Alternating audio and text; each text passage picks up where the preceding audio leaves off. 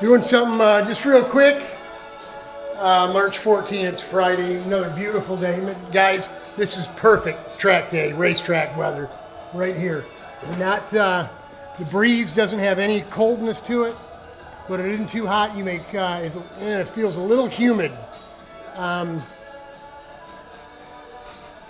smell things, something's starting to grow. I hope it isn't the grass yet, but haven't seen any flying bugs yet, but birds everywhere. The wife's feeding the daylights out of the birds.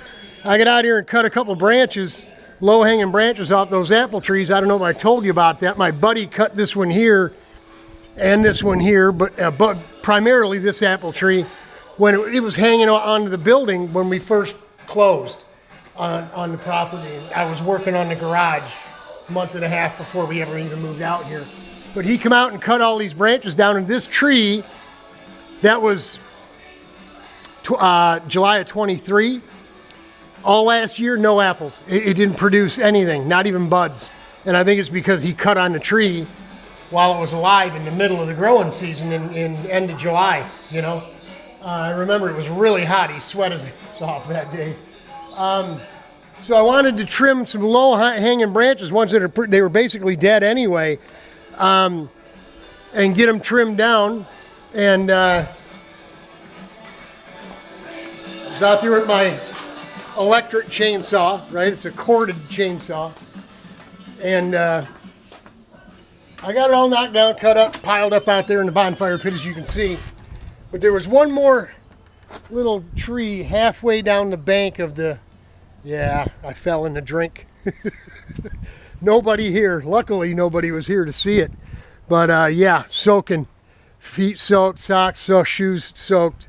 It was darn near up to my knees in that water down there. And the mud is so slick. You can't...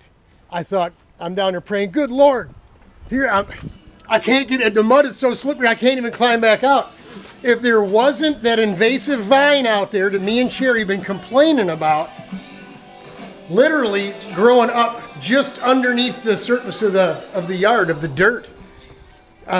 I had to dig my fingers into the dirt and find the vine and use it to pull myself up out of there. I'm gonna walk over there and take a look real quick. I went in, changed my drawers, changed my socks, checked for ticks. I know it might be a little early for that, but you never know out here. You can see where I was cutting stuff here. But there's the stump. There's the tree that I cut down, the stump. And I had my foot on a brick that was sticking out of the pile. There it is down there. Thought that was going to hold me. And when it went, I went. And I ended up climbing back up right here. You can kind of see where I was at, digging the root that's underneath. If that wasn't there, if I couldn't, I never would have been able to pull myself up out of here. What a mess. I'd have had to climb up some other way. 60 years old. I ain't no smarter today than I was when I was 16. Cut it out, Brent. I don't want to hear about it. Going inside and going to work on the garage like I was supposed to. I saw the forecast, 50-50 chance of rain tomorrow, although it's going to be nice temperature-wise.